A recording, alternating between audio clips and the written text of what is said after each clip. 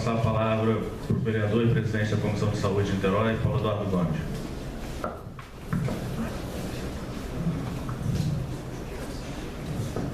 Bom, para que nós façamos uma discussão acerca de direitos, de um modo geral, antigos direitos e novos direitos, ou direitos de última geração, é necessário que a gente compreenda, em primeiro lugar, a gente dizendo que essa mesa tem o dever, inclusive, de dizer o que pensa a respeito das coisas. Nós não somos donos da verdade.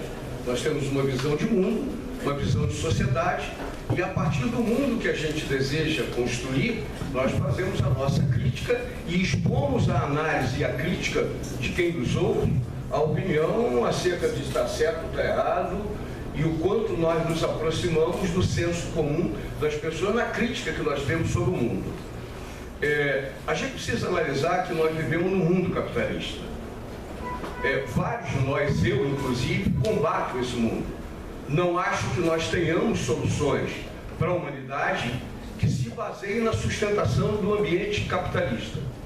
Um ambiente que pressupõe a aceitação de que alguns tenham saúde, alguns tenham educação, alguns tenham habitação decente para morar, alguns consigam se mobilizar mais rapidamente para chegar ao seu trabalho e outros não, tudo dependente da quantidade de dinheiro que as pessoas têm no bolso. O ambiente capitalista, que é o ambiente que nós construímos, inclusive a Constituição de 88, é um ambiente que pressupõe como natural transformar em coisas e mercadoria vários dos elementos essenciais no campo do direito, sejam eles direitos primários ou básicos, sejam direitos mais sofisticados, como aqueles relacionados à disputa do meio ambiente, à disputa de fontes alternativas de energia que não agridam o meio ambiente. Mas nós vivemos no ambiente capitalista. O ambiente capitalista é esse, que apesar de todas as lutas, inclusive envolvendo a luta de todos os trabalhadores da área de saúde, que consolidaram artigos na Constituição de 88, que tinha como objetivo a criação de um sistema único de saúde em todo o país.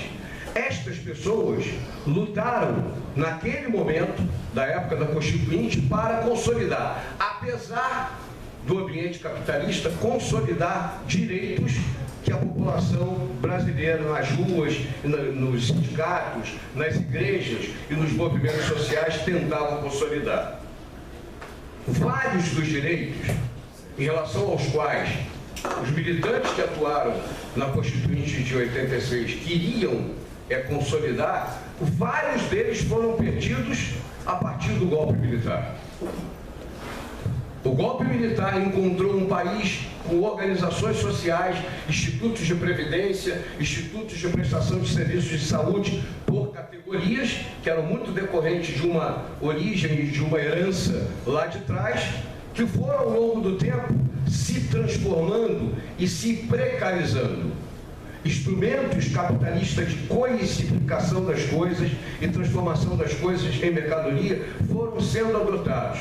Para vocês terem uma ideia, eu comecei a trabalhar com carteira definitivamente assinada. Antes dava aula, não tinha uma relação mais estável, mas passei a trabalhar na Embrapel em 1973, numa empresa criada pela ditadura militar, concebida no governo João Goulart, mas implantada no regime militar. Para vocês terem uma ideia, comecei a trabalhar em 73, tendo direito a contribuir e receber, provavelmente, Paulo. Marcelo deve ter pego um pouquinho disso também. Marcelo não novinho. Mas nós começamos a trabalhar, foi no Cruzado, na época do Cruzado, nós começamos a trabalhar contribuindo na perspectiva de, ao nos aposentarmos, recebemos 20 salários mínimos. 20 salários mínimos, se nós fizermos a conta, mesmo que o salário mínimo seja indecente hoje, não seja o salário mínimo do DIEESE, significaria 16 mil reais. Como é que você poderia transformar aposentadoria e direito de seguridade, entre eles o de aposentadoria, em negócio e em mercadoria, se a boa parte da parcela da população melhor remunerada estava coberta pela Previdência Social.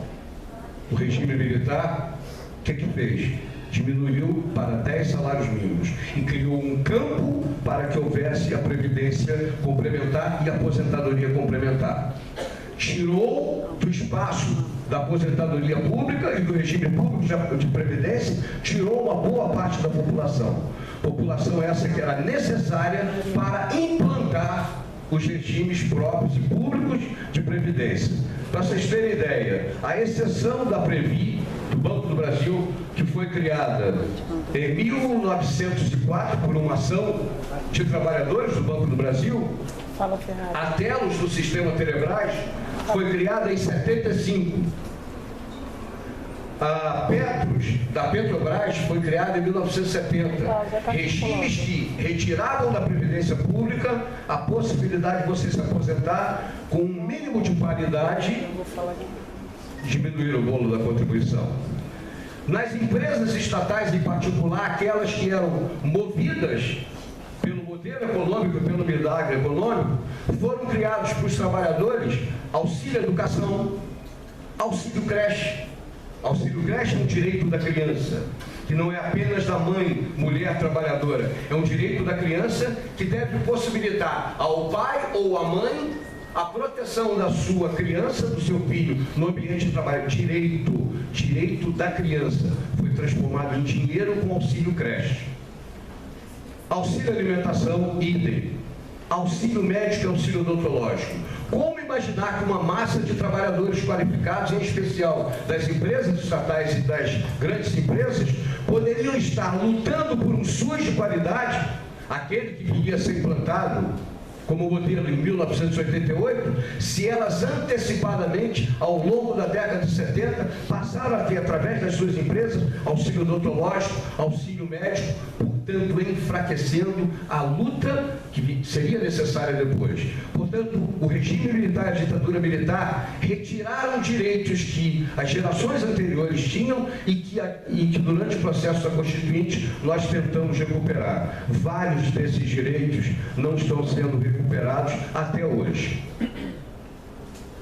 Na lei do SUS, que foi promulgada, aliás, vai fazer agora 24 anos, nós, os lutadores pelo fortalecimento do SUS, temos que promover vários debates para reforçar na cabeça das pessoas a importância do SUS que nós queremos e que até hoje não temos. A lei do SUS é de 19 de setembro de 90, vai completar daqui a pouco 24 anos. Eu vou ler o artigo 3º, para que depois, quando o Marcelo fechar essa rodada inicial de discussões, nós possamos avaliar exatamente o que a gente está discutindo. A lei do SUS, no artigo 3º, diz o seguinte: a saúde tem como fatores determinantes e condicionantes, entre outros, a alimentação, a moradia, o saneamento básico, o meio ambiente, o trabalho, a renda, a educação, o transporte, o lazer e o acesso aos bens e serviços essenciais. Saúde não é apenas hospital. Saúde, muito antes do hospital ou dos trabalhadores da área de saúde, é você ter uma vida vivida em qualidade no ambiente que nós precisamos administrar e que é o tempo todo alvo permanente de predação por parte daqueles que olham a cidade, o estado e o país como um território para a realização de bons negócios e não obrigatoriamente territórios em que nós lutemos pela melhoria da qualidade de vida das pessoas. Essa é a disputa que nós temos que fazer. Quando nós discutimos direitos e dizemos que saúde está diretamente relacionada ao meio ambiente que a gente vive, é para a gente discutir o que está acontecendo em São Paulo. Por exemplo, durante décadas fez uma cobertura de asfalto em toda a cidade e agora o Alckmin, que não tem água para beber na cidade de São Paulo, pensa agredir o meio ambiente que nós temos, fazendo transposição do Rio São Francisco, do Rio Paraíba do Sul, para levar água para beber. Água essa que, pelas mudanças climáticas, interfere diretamente na piora da qualidade de vida das pessoas, porque, entre outras coisas, entre outras coisas, uma boa parte da energia elétrica decorrente da existência de reservatórios que, para estarem cheios de água para gerar energia elétrica, precisa que haja chuva, que há muito tempo a gente não tem.